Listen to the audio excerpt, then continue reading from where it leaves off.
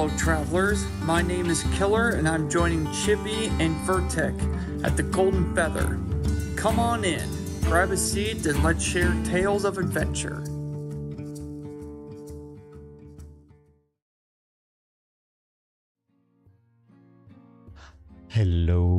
Hello, and welcome to the Golden Feather Tavern, where your hosts, Chibi and Vertek, discuss Ashes of Creation and important topics spoken about within the Ashes community. Every week, we invite you, the viewer, and a special guest to pull up a chair, grab a pint, and join the conversation with us. Today is the 20th of July, 2024, and we're on episode 216, Killer Excitement. And as the reigning champion of excitement himself, we have Killer of Stormwalker with us. How are you today, friend? I'm doing good. Doing great. See, we didn't even need to put a name tag in there. You got it on your own there. Yeah. Fantastic. All right, and Chibi, how are you today, and what do we have on tap for this fine I'm doing day? pretty well, thank you. Today we are going to be talking about some different types of combat systems, such as the flagging system, PvE in terms of mob types, and boss respawn timers, as well as different racial augment ideas. And, other topics brought up to you that are in chat, whether you're joining us live on Twitch, or if you even want to leave us a topic to chat about in our comment section later on YouTube. We are here. We're here for it. But of course, the most important conversation, the most important topic is our guest Killer, who, by the way, joined us for our guild summit. If you guys remembered, we had our guild summit about a month ago at this point. I can't believe it's already been 1 month. But Killer was a part of that, and about 14 other guild masters were also a part of that. And it was really awesome getting to hear your thoughts, Killer, on that, the different topics and things like that, and of course the awe-inspiring answers that you gave. It literally was like everybody kept talking about how like you were so inspiring. So how did you like being a part of that? Well, I end up getting a lot of fame because of that. It's just like, okay, even Genesis wanted me to do a motivational speech for their guild meeting not too long ago. Yeah. I did a long speech for them. I hyped them up and got them ready for Ashes of Creation. But they're mostly just playing PAX Day at the moment. But yeah, they really appreciated me being over there. I was like, I can make this into a full career. Like, There you go. So half the time I'm just winging it, but half the time I'm writing down the speech in my head at work all day. I'm just thinking to myself, all right, I'm going to say this, I'm going to say this, I'm going to use my hand like this. It's like half and half planned and half just out of the blue. Motivational Baron speaker. New title. Let's get a Cameo account, and there you go. Yeah, there you go. Love it. Have you been a guild leader before, like for other games? Yeah, actually. I've been a guild leader for World of Warcraft Season Discovery. Nice. I also did the Wrath of the Lich King Classic era as well, but I wasn't really as big as I was in Season Discovery. We were mostly in Chaos Vault server at the time. But then the server got locked, and we all transferred over to Crusader Strike. And Crusader Strike turned out to just be a toxic streaming server. And a lot of us just kind of just didn't like Season Discovery anymore. And then, and then a buddy of mine who was in Dunehold told me about Ashes of Creation. I got interested in it, and then one thing led to another. I ended up reinventing my guild, and here I am. So, since you put together Stormwalker of nothing but orc races, what drew you to the orc races specifically, and what made you want to make a guild with just orcs? I love orcs. They're my favorite race. favorite fantasy race for literally in every like different forms: Warhammer, World of Warcraft, Elder Scrolls, D&D, all of it. I don't know. I just always found them more fascinating, more interesting. I like their whole entire persona. It's just really, really fun. Back when I was running my guild in Season of Discovery, it was all racial included at the time, but it blew up too big and too fast for me and my officers to keep up because it was just starting to get a little out of hand. Yeah. I figured single race guild helped like slow down the process a bit. It helped me more hand-pick select individuals. And I've secretly always wanted to do an all-orc guild. I just never really had the opportunity up till now. Yeah. I didn't do it in Season of Discovery because most of the people in my guild were playing other races besides orcs, and there were so many different races to play from in that game. But in Ashes of Creation, you have a single humans, elves, dwarves, orcs, and then the Tolnar. I just figured, make it an all orc.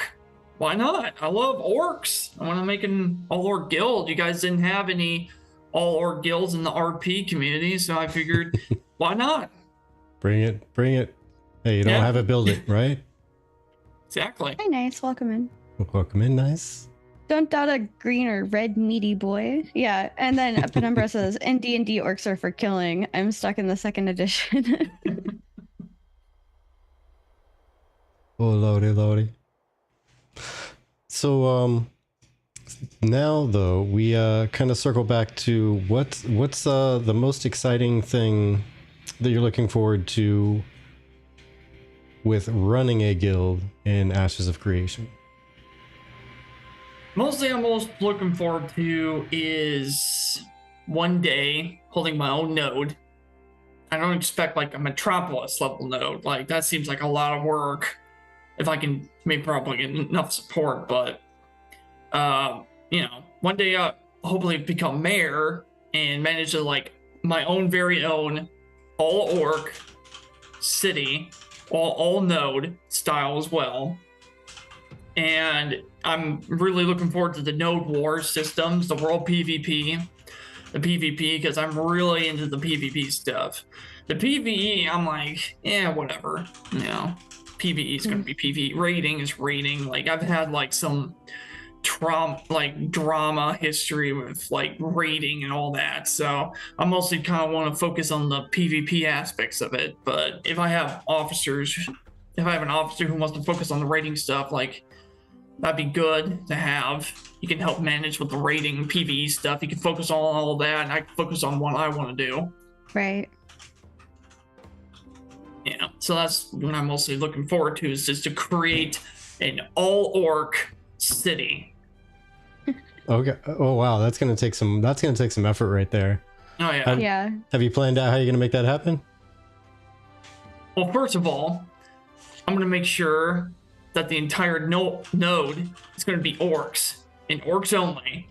And if there's any other person who come into our lands, if they're friendly, make sure that I'll just do trading stuff with them. But if they're enemies, we just go up on them.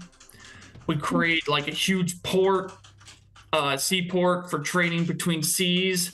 We'll create trading routes, and then we'll wage war with anybody who we want. Because we're orcs, that's what we do. We wage war, we fight. That's just what we love. We just love to do that. Life is fight, fight is life. Yep, basically. But, it's not like we're going to make everyone our enemies. Like, we're going to have allies, obviously. Probably with neighboring nodes and stuff. But that's just,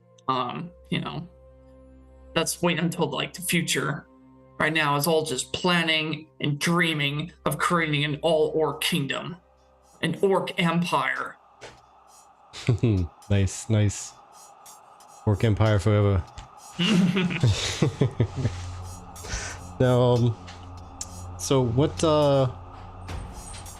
the general approach for Stormwalker? Is it going to be legitimately everyone else's enemies unless proven otherwise, or is it going to be a more diplomatic approach, but just quick to warring and quick to aggressiveness, or somewhere in the middle? That's a good question. I've already made a lot of friends with other guilds, so to turn them into enemies is going to be a little challenging for me. But I would say it'd be more like a friendly little rivalry between guilds, and it's going to be like, we're just going to fight each other's in world PvP, but we'll be on Discord, chatting up on VChat. We'd be like hanging out and stuff, but when it comes to in-game, it's going to be all-out war. We're going to be trying to kill each other's in the battlefields, cursing at each other's that they are the enemy, they are scum. But outside of the game, we'd be like, oh, hey, dude, what's up? Like, you want to play something else? Like, we could play, like, Skyrim or something. Like, I don't know. But I just kind of I expect, some guilds would be, friendly little rivalries here and there. But then there's going to be, other guilds that we really want to destroy. Like, to burn their entire cities to the ground. But that's all waited in the future, If anybody who ever, wronged us, they will become our enemy. We have a specific channel for that, like Kill On Site channel. And then we have a ally channel of the list of people who are our allies. Or somebody we can just have a friendly little world PvP rivalry battle with. And then the Kill On Site is just, they are the enemy. No negotiating whatsoever. They will be destroyed. That's about it. Fantastic. And so I know you'd mentioned both in game and out, but do you have a separate policy for just encountering new people inside the game? Like if you encounter other guilds and whatnot that are out and about, are they going to be like, even because you were talking kind of in frame of both in game and out, right? Mm-hmm. But are you gonna easily declare war on other people, or is that kind of just the slogan of work? I'll find any excuse.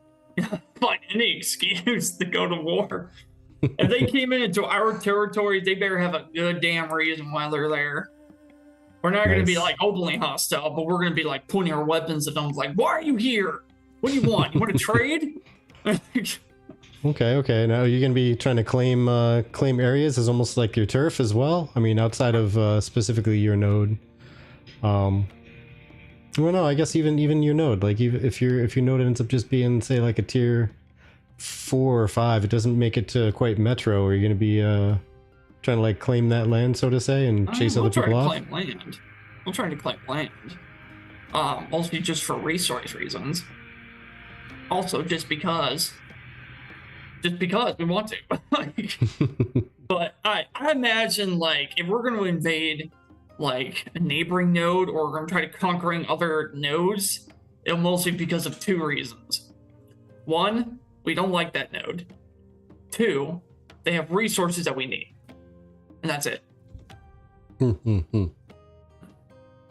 Fair. Very fair. Yeah. I think this will be the last one, just because we're already at the 15-minute part for the guest. But my next question that I wanted to ask was, is there anything in particular you're looking forward to testing with Alpha 2 with your guild? Is there anything is your goal for Alpha 2 testing? So the ultimate problem for my guild right now is that none of us have the keys. We have no keys. When we heard that the developers are going to let off some extra keys near launch, first thing we're going to do, we're going to jump on that. As soon as we get that message, split second, we're going to purchase one. I need to get, me and my officers, we're going to get the keys first. And then anybody who's, our most loyal members, we'll get a chance to get the key as well. And then we're going to go test out Alpha 2, get our foot in the water. We're going to go look around all the areas, all the nodes, see what we like, see what particular node would be perfect for us. And once we've found that particular place, we're going to try to build, and we're going to try to build our little node area stuff. We're literally just going to test out the game because because most of us are very, very new at it.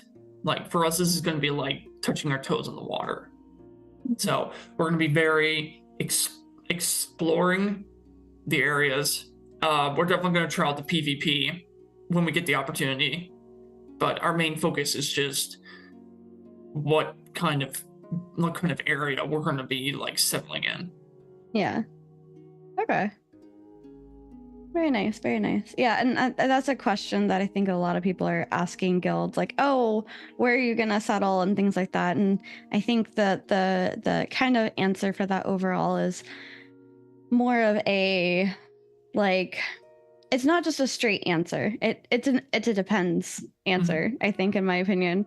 Granted, I'm not a guild leader, but even looking at like, even looking at things like a node in terms of a player, I think that whether or not I settle in that node is dependent on what that node has to offer me, kind of idea. Yeah. So. Oh no. Okay. Uh-oh. You snoozed the ad. No, I didn't. I didn't either. It just said that it was snooze, so somebody somehow snoozed an ad on us. Interesting. Well, that segues, I guess. Sorry, I was trying to be sneaky. Well, that it's okay, Sana. Thank you. I appreciate you helping.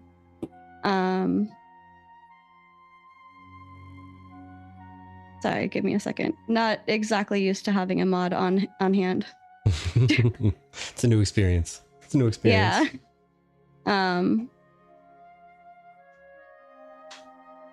Okay, 1 second.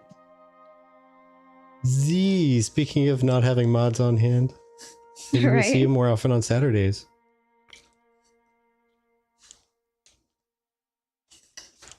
All right, cool. I've ran a ad break, so that should get rid of the pre-rolls for the next hour-ish. So the rest of this podcast will not be bothered. For those of you on other platforms, you don't know what I'm talking about because it doesn't exist there.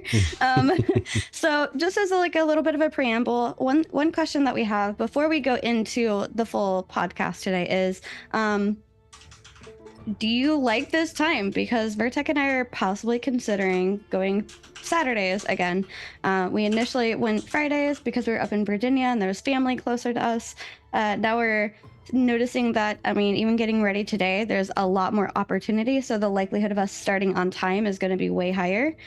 Because again, my job ends at 5 p.m. does not mean Vertec's job ends at 5 p.m. I've got 2 hours to prep for the stream.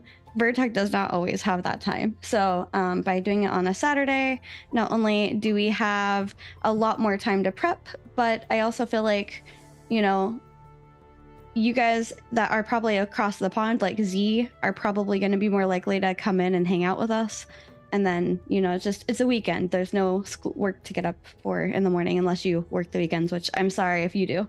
I know what that life is. So. Worked that life quite a long time. I'm actually lucky right now. Yeah. We're going to talk about racials. But actually, so, Killer, I would like you... have you considered not working and doing ALC full-time? Yes, we have. We would love to do that. That is actually our goal. We'd love that. We need 2 million views a month on YouTube. If you could just help us whip that up real quick. Yeah. Oh my gosh. My goal is to not work at all by 2027. Yeah. Are you retiring? I don't know if you're old enough. AFK's on YouTube. Nice. Bots are the way. Yeah. But yeah, so sorry. Chatting with the mods real quick. But yeah. So more stuff is coming to YouTube. More stuff is different stuff is being planned. Like tonight's I think the third night that I'm doing the new format for the podcast. So let me know how you're liking that. And Drexthar, I got your question earlier. The bot picked it up. When we get to the random topic section, I was going to pull those out. But thank you for submitting it again, for making sure I see it. I appreciate that. But yes, I was going to ask Killer. Which of these combat, or did you want to talk about racials first? Whatever, which one first? It's your choice. Well, we're being asked about racials, so maybe we can answer the racial question from your guild, and then we can talk about the racial augments and then go into combat with that, because I feel like that would just go really well. And Penumbra, for shame. Uh-oh. For shame. All right, so. Oh my gosh. Now that we are back and I've dilly-dallied enough, one of the questions was, what does the tavern expect to see from an all-orc clan? Well, Vertec, he's going to have no issues, because apparently y'all just want orcs in your cities, and I am not an orc. I'm a pyrite, so if you put me on your KOS list, I'm a guarantee I'm going to find me a group of people. You're and I'm a... If I'm not welcome, I'm gonna make it not welcome right back. we can be fighting. I'll throw bottles of fireball. Bring it. Bring me everything you got. I'll fight you all. Yes. Elves unite. Meanwhile, Vertec, he's fine. He's an orc, so. Come join us, Vertec. Absolutely. Join the orc side of the force. I'm in there. Double dog dare you. Orcs I'll be sneaking around in my stargazing. The expectation I have from an all-orc guild from the perspective of a tavern is, provided you are in our tavern, you are to be on your best behavior. And if you're not on your best behavior, we will have you thrown out. Because we are a neutral territory. But also, I hope that you bring me some of those like wonderful orc recipes, you know, because as a purveyor of a tavern, I am interested in knowing different like cultural types of recipes. So you can guess I'm going to be probably trying to go around from node to node, whichever one has a different predominant racial theme to it than my own, to learn new recipe types. Because let's just be honest, I love some jambalaya. I am of Irish descent, but I love some jambalaya. So food is better when it's not your own all the time. You will enjoy Orc's famous gnome stew. Gnome stew? Out of pure gnomes. Oh my, I don't know if I would be adventurous enough for that. Their tiny little gnome feet taste so delicious. Are the cookies made of real Girl Scouts? One of my favorite scenes from that movie. Oh my gosh. All right, so racial augments, and I will put this in the chat so that you guys can see what I'm referencing. This is from the forums, and this is from Arkelio, I think is how you say their name. Remember the Warcraft commercial back in the day in the tavern? That is what the image TGFTavern is like. Aw. Oh no, they're not. All right, anyway, OP is suggesting that we have an augment for your race. instead of the typical dwarves are better at mining augments, it's more of like a cultural augment he was suggesting. So for example, I'm a Pyre. Pyres automatically at level 10 would get access to a CC called Constricting Vine, and it wouldn't matter what your class was, it would matter that your race is Pyre. But additionally, you guys as orcs could come to my primarily Pyre, because I know Vertex's gonna leave me for the all orc city, primarily Pyre node, and you can do a quest there to then unlock the ability to do the CC augment from the Pyre node. What are your thoughts on that? You're a guest, so you're always first. Oh. So I'm helping an elf in this scenario? No, it's talking about the augment system being generally for your race versus like your primary stuff. Chico, yes, the background system is a little bit different. This is just something that OP is suggesting, where it's more focused on just an automatic CC augment that you get, not like your background. That's a whole other system. Okay. Just to be clear. I think racials should just stay on the particular race themselves instead of just being like trainable in a way. Okay. Like I don't know. This is probably just like my Warcraft mindset, but racials are just kind of just a slight boost to a particular class that you have. I'm not much of an expert when it comes to the racial system and Ashes of Creation, but if it's kind of similar to that, I think the racial should be a lot more flexible, so that way there's more varieties of classes for that one race to play. Just as a clarification, they were saying we're not talking about a race being good at, say, like mining or like some sort of specific like class. It's purely like across the board, regardless of your class, you get this augment. So that's why they called it, instead of like a racial augment, more of a cultural augment. Oh, okay, I gotcha. Yeah. So it'd be like an appearance thing. Oh, it's more like an appearance thing. Yeah, that's what I'm getting from it. Yeah, augments are supposed to augment a base skill, right? So the racials that are currently mentioned are more about just augmenting skills that exist already. So you turn a CC into, and this is how I read this, maybe they meant it something different, but so that last paragraph. So here's my proposal: each race has unique augments unlocked at some point by default by members of that race. For example, maybe Pyre get a level 10 augment that can be applied to a CC.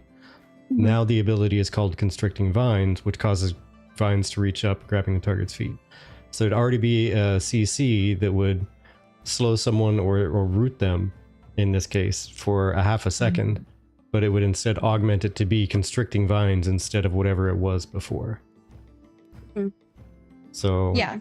So it's really just like a visual and name change to a CC, but the actual impact stays the same. It's the same skill, it just looks different. Yeah. And in general, like the responses we're talking about, Stephen moving the previously known racial augments to be more of a background system, as Checo had mentioned previously.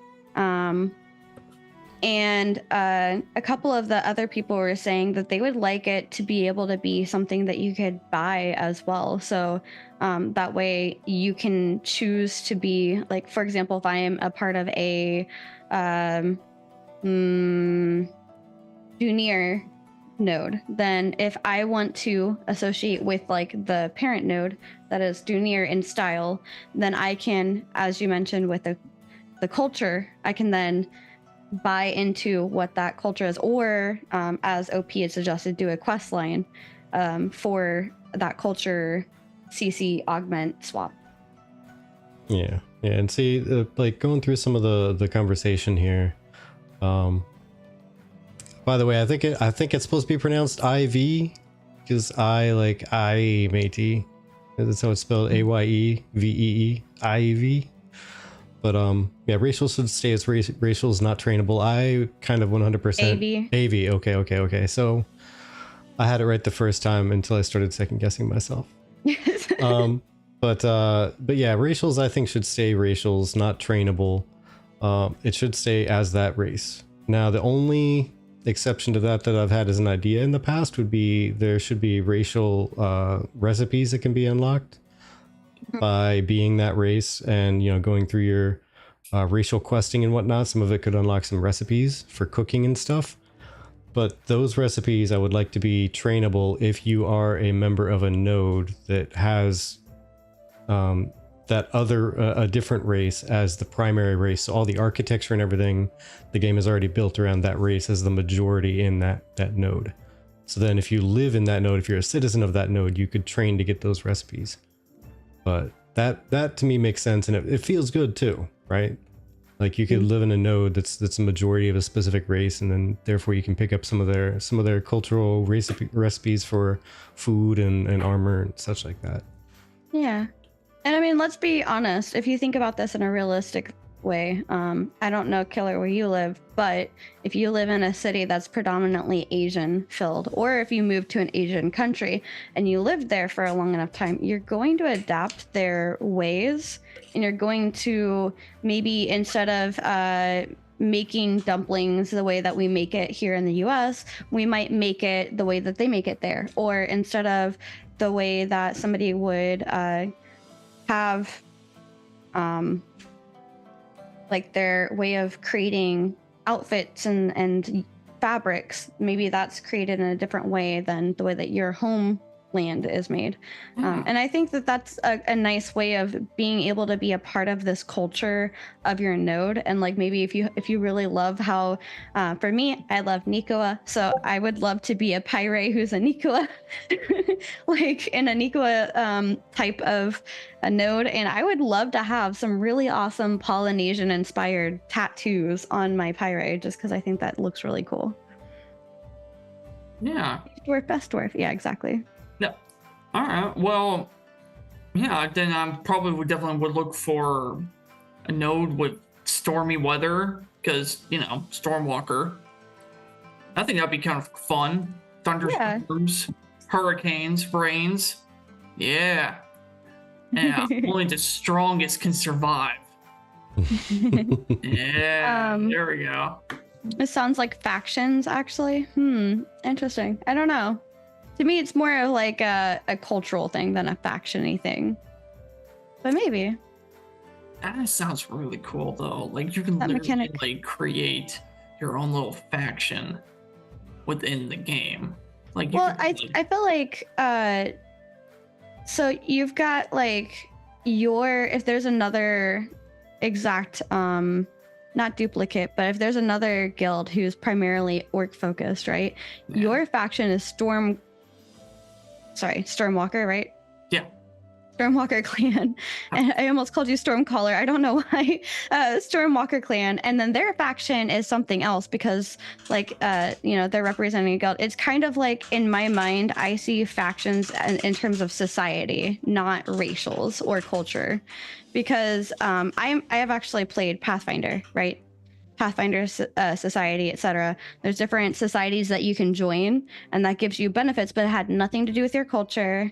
It had nothing to do with like where you came from. It was just a society that you could join and be a part of. So to me, that's more social rather than cultural.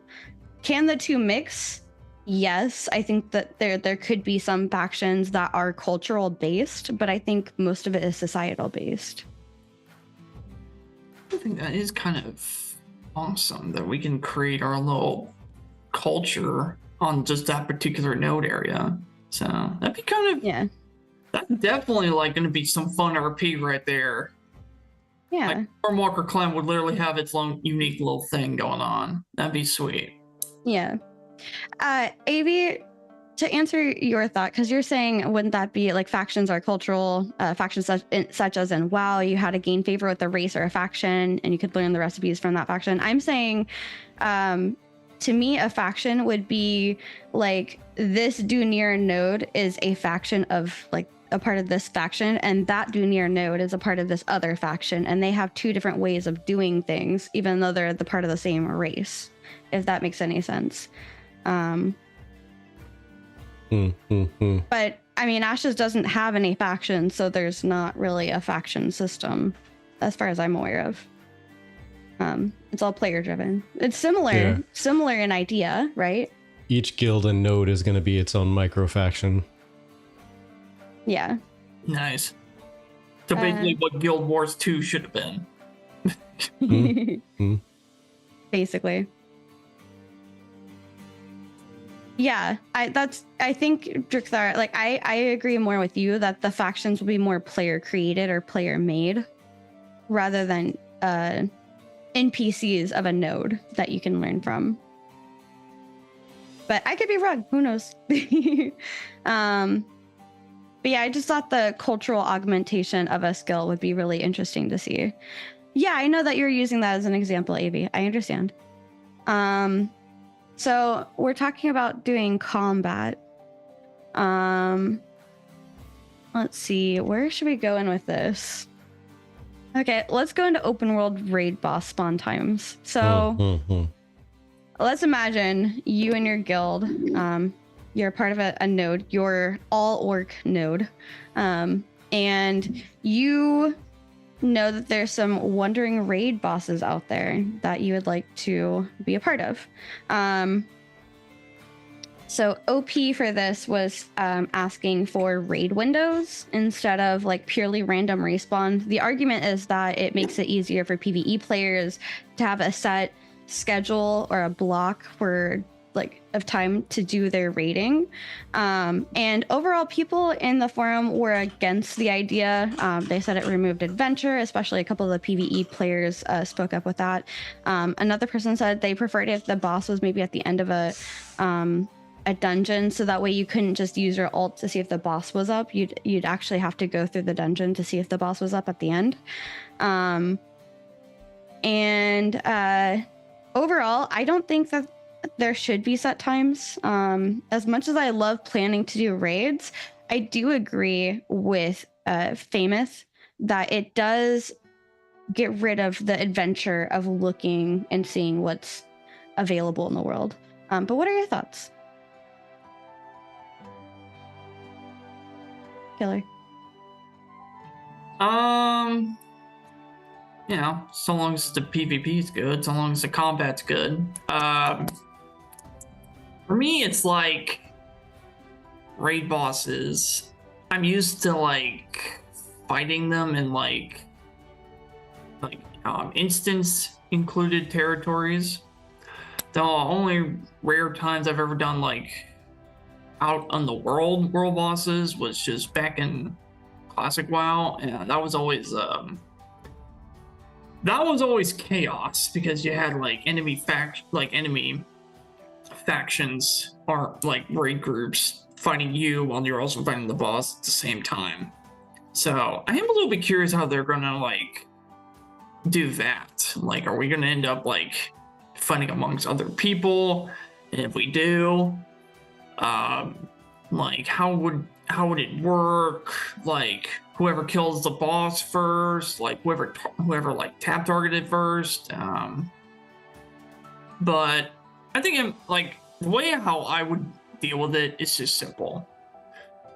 Let the enemy guild or enemy nodes go after the boss first, and then when its health is at its lowest, we go in, kill the raid group, and then finish off the boss, and then take all the loot, leave there, etc. Now, will this make us look, hated? Maybe, but in their situation, like in their position, they would probably have done the same thing anyway. But maybe. So it's just a matter of like, how would it go, like strategically wise, in that regards. So, I think it's going to be a tricky situation either way, right? Because if they don't put out actual like boss timers and there's not, if it dies at 6 p.m. and it's a 3-hour timer, it's going to come back up at 9 p.m. If it's a 2-day timer, then it's going to come back 2 days at 6 p.m. But then if nobody kills it for another 6 hours after that, then the whole entire thing is going to shift around, right? So it's still going to kind of rotate through the day. When it's first introduced, it's not going to die for a while. People are going to have to try to figure it out. After they do figure it out, it's going to end up dying repeatedly, almost on spawn. But so currently, the way people are going to have to do anything like that to even have hope of forming raids, they're going to have all of their guildmates are going to have to stick at least an alt or two that they escort maybe through the dungeon, and they plant in one certain area that might avoid notice from enemies, that they can just say, hey, yeah, boss is up, that they log into that one little alt whose main purpose is just to stand there, and everybody, the entire raid team logs on to, everybody logs on to 3 different alts, and they just look for what bosses are up. Absolute pain in the neck. It's going to be difficult, but it's going to be a difficulty that players are going to want to solve, because it's all open world. They're not going to be able to organize a raid realistically without doing something like that. Because hey, Thursday night's raid night. Let's get on Thursday night, 7 p.m. and we're all going to go raiding. Or are we just going to go fishing instead, because none of the bosses are up because they're all open world? Now, if there's a spawn timer that's legitimately trackable in some way, shape, or form, it's going to at least give people less of a pain in the neck time to find out that there's no bosses up, or if there are bosses up, or if they're going to need to travel halfway across the world to get to one. Yeah, I think it's tricky, especially the purely random ones are going to be the absolute pain. PvE, endgame competitive PvE, or even just difficult content is going to be very, very difficult to even experience in that case. So a few things from chat, and then kind of from the comments as well. Penumbra says random spawn timers with random spawn locations. I like that. AB saying if there's a set time for raid bosses, then that would include knowing where it would spawn. That being said, everyone would know about it. It takes the no fast travel benefit away. I'm curious how, because you'd still have to get there even if you knew about it. You'd still have to run there. So I'm curious how it would take that benefit away.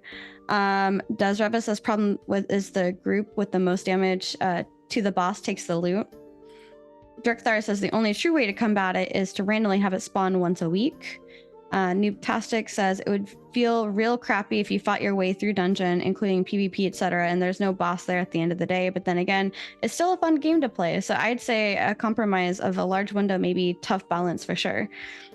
Random spawn timers from Chico keeps cartels down. Just imagine the Devil Sword Mafia coming to Ashes. Mr. Noobtastic says respawn timers can be arranged as well by hours. And Drixthar says, but the crazy thing is some data miner will come along a few months later and we'll have the formula of when it spawns. And that's actually one of the things that Vishan says is can't have set respawn timers like 12 hours or whatnot, since they will be timed down to the minute and killed on spawn. Slightly better option would be respawns between X time and X time, so like 16 and 32 hours. And even better option, in my opinion, is bosses respawn after X amount of mobs are killed in their area. This promotes people farming area to trigger bosses, like named mobs and groups raid bosses. Could also be made. Could also make the respawns really long, but each mob kill near their spawn slightly reduces that spawn time. Either way, it's better to have bosses spawn more often when camps are being formed more often, in my opinion, or triggered by player actions. And then the other person that I really liked was Noani's response saying, like, Nick had said this game is designed around prime time, so I assume boss respawns will probably be within the server's prime time. And Noani says, I personally hope not. But the most you lose is an opportunity. But every time you are not online in the game, you're also losing an opportunity. So you've already signed up for that loss. Yeah, it's going to be really rough. Intrepid, hopefully they've thought this through and they already have something in place that's going to be a brilliant idea. Mm-hmm. But putting the entire world into open world, or the entire PvE experience into the open world outside of quest raids and quest dungeons, I know they exist. But those are silly examples when people want, difficult PvE content, and trying to advocate for also keeping it an open world. You have to understand that means that there's not going to be any predictability, which means that people aren't going to be able to base their gameplay around said PvE content. Yeah. They're just going to have to get together and say, well, let's do something tonight. And it's going to be wandering around, and it's going to be maybe looking for bosses and just rolling through caravans as you make your way between different dungeons and raids.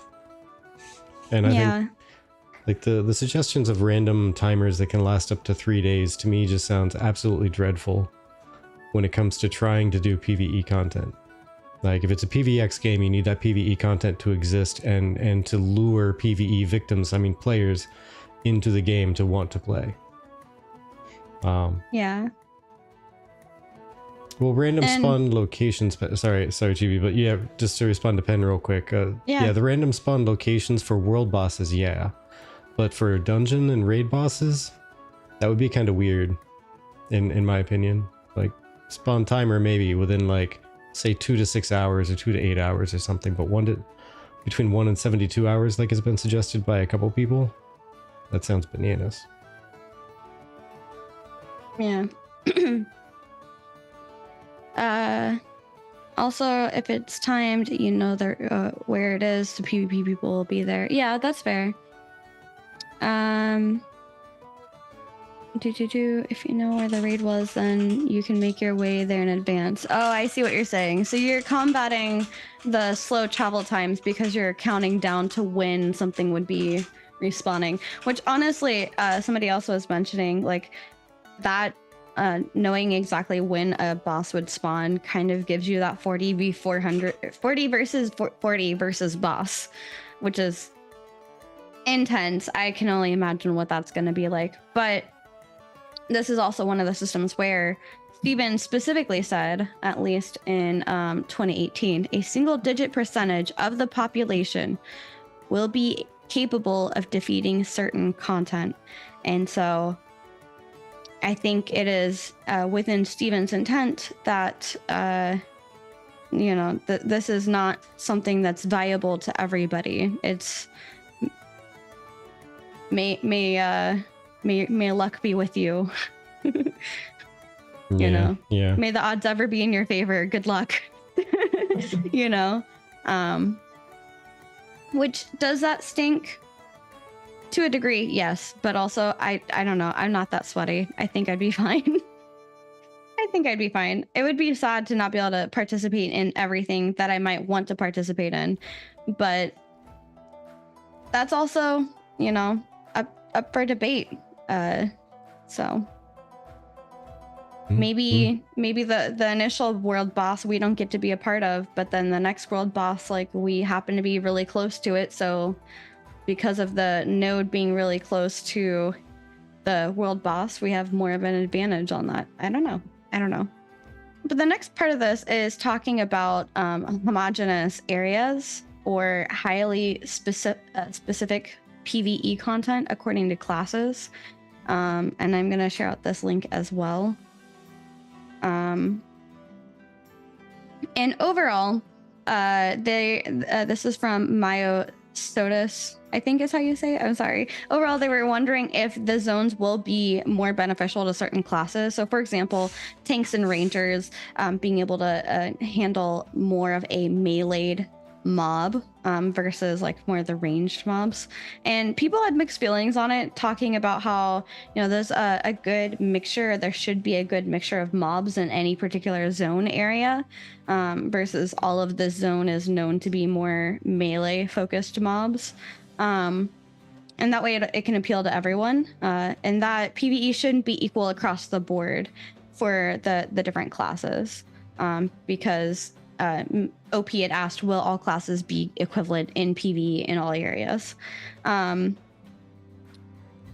I was wondering, like, should zones be de facto for a certain class? Because for me, I personally like the idea of the mixture. I like having it where certain parts of this zone, you might need a cleric to help with like any sort of undead, or certain parts of that zone, you might need a rogue or a ranger to track stuff. What are your thoughts?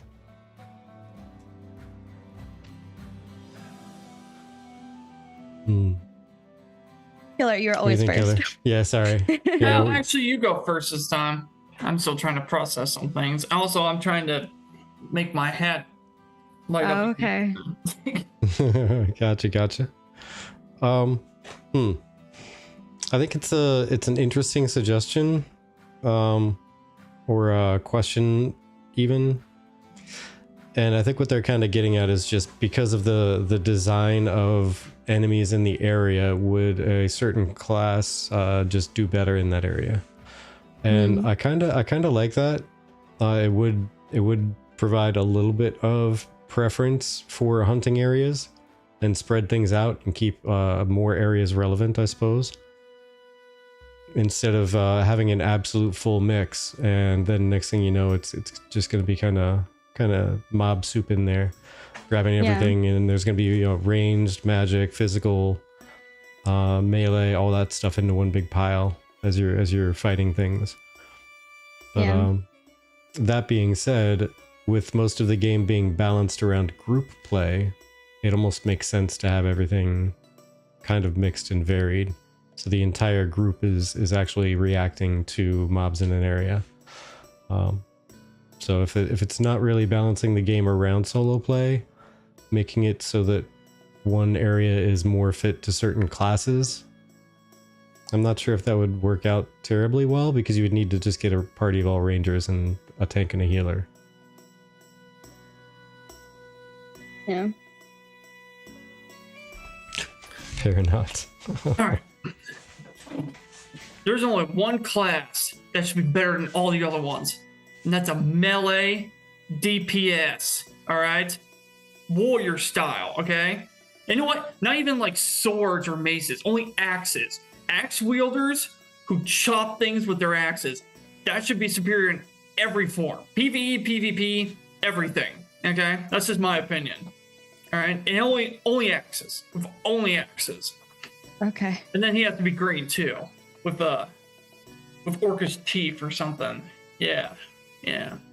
And he also must be big. Yeah. So, orcish warrior, just chopping things with axes. So you'd like all the nodes to be lumberjacking nodes, yeah?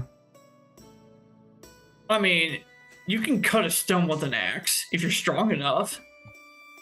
That sounds so incredibly orcish that I have no doubt. But yeah, what do you think about certain nodes being set up for specific classes? Are you just saying all nodes should be warrior nodes and that's it? Okay, if I'm serious, okay, if I'm gonna be serious, okay, like, I do think that might be a balancing issue, in my opinion. But if it's only for like specific mobs and crafting in any forms, then then probably specific classes should need to have some value into them. Otherwise, you'd be playing some weird optimal class that's only good for like one specific thing over another. I think classes should have I do believe they should have some uniqueness into them, and they should have a purpose for like a specific thing. But I don't want it to go like overboard where you're only going to be taking this particular class because it's the only thing they're good at for one particular thing. Mm-hmm. Like, I think they should be good in everything, but also be slightly better at one specific thing. But it's more like just trying to juggle in like balancing stuff like that.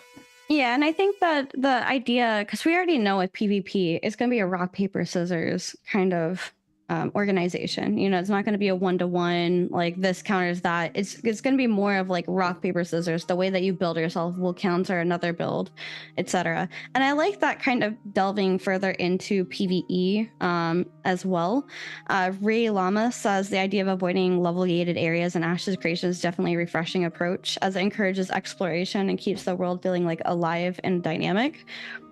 And then Noani says, I would hope that there are areas in which some classes are better than others. The obvious example of this is undead. There should be classes that do more damage to them. This would create a natural situation where those classes are better in those areas than other classes. I don't really see a way to make all classes equally viable in all areas without making either all classes bland or without making all the content bland.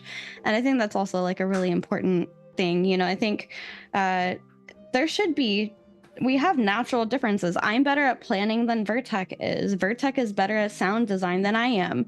And you're better at doing motivational speeches than either of us. So everybody naturally has within their class kit or their like personal lives, like things that they're better at naturally than other people. I don't think that should change in the hope for equality. Because I think, like Noani said, I feel like that would make it really boring and bland. It'd feel like all the classes are the same, basically.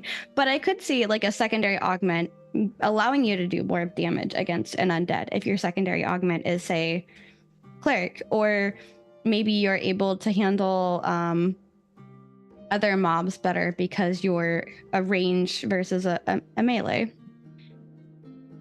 Drixar says equality is what led to inflation of stats in WoW. AV says, if you have an advantage to do more damage on certain mobs, you should have a weakness for another. Exactly. 100%. Exactly. People need to lose the idea that no race or class should have combat advantage over another. Yeah. I mean, I personally don't have a... That. We should all orcs should have advantage to like everything, okay? You should just accept it. This like this have all the greatest have all the greatest stats, just transfer to orcs. There, problem solved. Oh my god. All the stats. That's all how the stats. Fix the balancing and equality issues. Just make orcs superior. That's it. All your stats are belong to orcs. Yeah. AV, the adults are talking. Except for spellcasting. We don't need that little fancy magic crap. We just need an axe, okay? Just need an axe. We need what if I want to be a magical orc? Come on. Yeah. We need what? You need a long range fighters? Axe throw. You need a tank? Just get a big enough axe that can block stuff. It's a little chap thing. You need a rogue? 2 axes. But you need a wizard? Just have an orc with a really long stick with an axe on it. There you go. You don't need magic. Just need an axe. Keyboard, you're fine. Problem solved. I must ask you a question. Oh my gosh. But like that's the other thing is before I move into the flagging system is, you know, like I love it when games have pros versus cons for racial augments. I love that personally. Do I like that Tasha's Cauldron came out and allowed us to be like whatever we wanted to be as well? Yes, but I also I was just fine with different racial primaries, and I see like a lot of the people in that same thread what we're talking about like how people would min-max that crazy, and people would only play those races if they're going to play that class. And I mean, I guess maybe I'm biased because I am kind of a mid-max type of person, but I don't see any problem with it. I think it adds a specialty to the races in a way that you know, like, and not having it doesn't, like, not that it makes it bland. I'm not saying that, because if you have the racial augments in terms of visuals, yes, that's a flair. But I don't know, it's a little bit more fun because you're like, at least from a role player perspective, I'm thinking over here like, oh, I'm not supposed to be good at this. Well, I'm going to play this character who's not supposed to be good at that and find a way to compensate for that problem. I don't know. But speaking of problems, this is from Cuppy on the forums talking about, I guess I should say, speaking of roleplay, Cuppy is walking down the street, doing their thing, feeding the pigeons, because that's what Care Bears do. Their words, not mine. And what have you, and someone comes along and smacks Cuppy down in the face with a 12-pound sledgehammer because they're displeased with Cuppy or whatever. In this situation, we can hardly argue who's the combatant. But then with the current flagging system, it gets really interesting. Let's say after Cuppy has been struck, they're a bit disgruntled and they get up and start assessing whether or not they should defend themselves. And the overall idea is, currently defending yourself, you're seen automatically as purple if you choose to engage in that combat. Is there any way for someone who is merely defending themselves to be seen differently somehow? And should there be, is my additional question. And one thing is that if the aggressor is red, I don't think you turn purple if you attack them. So that would be easy for me to be able to know who the aggressor is if they're red. But as soon as you retaliate, that's open game. And I think that makes sense to me. Like, I think if I'm not responding and I'm not instigating anything back with you, there's the age old, but he started it and I'm gonna finish it kind of thing, because now you guys are both fighting kind of thing. But it could be cool for a third person to see approaching a fight. But then again, at the same time, if Killer and I were fighting in person, because, Killer wants to kill everything else that's not work, and Vertec walked up, he would have to assess the situation first in real life, before taking a side, or just blindly join a side. And so, like, what are your thoughts? Like, should there be any way to see if somebody's just defending themselves from a person that's attacking them? Yeah, you should always defend yourself, no matter what. Even if that person acting like he's innocent, like he's just passing by, minding his own business. No, he's up to something. He's trying to kill you. You should attack him first. That's what you should do, okay? Always be the aggressor. Always be the attacker. Always fight.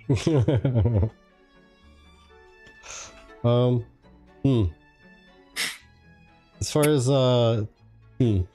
as needing different tagging system or adjusting it so that you can see who the aggressor is, I kind of like the I guess mystery of it, or the walking around a corner and saying, oh, who's in the right, who's in the wrong, and needing to do a little bit of processing of the situation, maybe. Or at least try to communicate and see what happens, or just let it go and just stand there and say, all right, well, at least it's one-on-one. Yeah. Okay, thank you, Penumbra. Because I was saying, like, I'm pretty sure if you're a green person and a red person attacks you, that you wouldn't turn purple. So you confirmed, yeah, you would say green.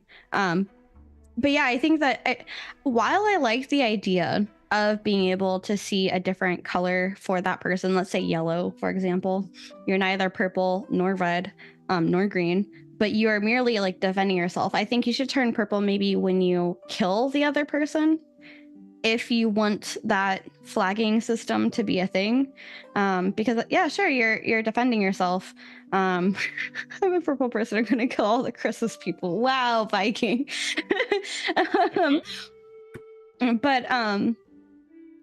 Yeah, so like, I think if you kill all the Christmas, wait, hold on, I'm sorry, if you kill all the Christmas people, you're gonna turn into a Christmas person.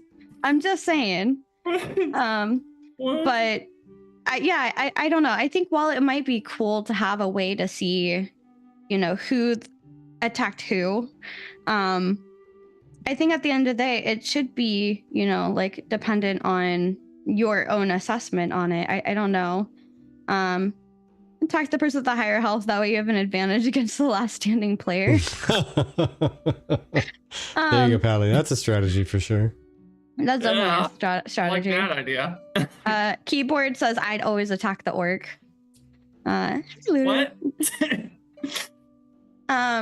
And Irish Viking actually sent us, and this is something that has been chatted in our Discord quite a lot today. I've just been doing chores and like keeping an eye on this. But Irish Viking sent us the structure of the red, purple, and green. Green. Yeah, I was right. Red, purple, and green, and the way that like the structure works with the combat. And it's it's complicated, but that's why I really appreciate having like these diagrams that we can assess or use. So I little further simplified it. Flagging is flagging and PKing is PKing. No matter what y'all are discussing right now, yes. I don't like this whole purple thing stuff. It sounds too complicated to me. There should only be red. If you're red, you're dead. All right? That's how it should be. Or green. And that's only should be on your skin. But yeah, I know a lot of people in our Discord were chatting stuff up about the flagging today, and I just didn't get a chance to really dig into it. I was busy doing lawn work, but Yeah. I did get a few little bits here and there, and one of them I think it was Keo brought up that well, at least it was a reply saying, I actually agree, and this is Keo saying this. I actually kind of agree with the idea that you only turn purple for the person that you were fighting against. Everybody else would see you as green. It was something like similar that. to that. Like, don't quote me, but you'd only flag as purple to anyone else that you are attacking. So if you fight against an entire party real quick, then the entire party is going to see you as purple instead of just, you know, the world. But that would kind Oh my of gosh. impact and play into the flagging aspects that they're talking about. Because if you run around a corner and one person's purple because they attacked, and the defender stays green, that could be a way to do it until they attack back or something. But then if they both Well, they should stay green until they attack back. I think that's the purpose of it. You're if they green defend until themselves. you're green until you attack them back for attacking you. But then at that point, it'd still be both purple, or they'd both be green. Honestly, at that point, to you, if you're the bystander walking by, Interesting. and they only show up purple to the other person. I don't like that, because the insinuation is the one person is either purple already or red, because I don't think you can attack another green player unless you flag. Or attacking a green player will cause you to flag. So like the person that initiated it should already be purple for everybody else, because they are officially flagged. In my mind, I think that you shouldn't be purple until you kill the purple, potentially. As a good way to make it so that you can show that you are defending yourself against somebody attacking you. But if they kill you, I don't know. That makes it way too complicated, because if you stay green until you kill them and they kill you, they've killed a green, but you fought back, which is why you're flagging purple in the first place. Yeah, it's gonna be interesting. Complicated. Yeah. This is too complicated for my little orcish brain here. Wow, Penumbra. Wow. Uh-oh. I'm just gonna move past that. What you So, say? just as a reminder, Penumbra there's work. a live stream next Wednesday for the Bard archetype preview. Woot. Woo! And if you want, I actually I put this in our Discord earlier. I gotta find it now, but they actually have the forum post for you guys to put your questions in. And holy cow, there's a lot of talking in here. I found it. But yeah, if you have any questions that you would like clarified, maybe it's on, racial augments, maybe it's on flagging systems, this is a great place to ask your question, and hopefully they will answer it. If they don't answer it on the live stream, I believe Vachner and Roshan do a really good job of going through and trying to answer questions that pop up that didn't get answered live, or direct you to the solution of your question. So that's a thing. And just to avoid any confusion, next Wednesday means next Wednesday, 31st. Sorry, did I say next Wednesday? Yeah, the 31st. My bad. Well, it's right there in the link. It says Wednesday the 31st. So you knew what I meant. You knew what I meant. I just wanted to clear it up vocally too, because we were trying to put stuff out to audio as well. Yeah, that's fair. That's fair.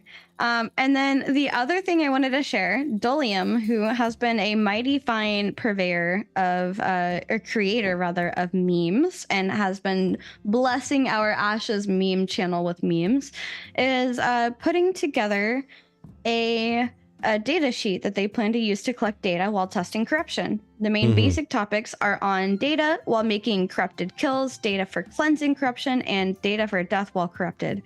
They link their Google Doc form and say, feel free to make suggestions on things to keep track of, and feel free to copy and use it to collect your own data to give to the devs while testing.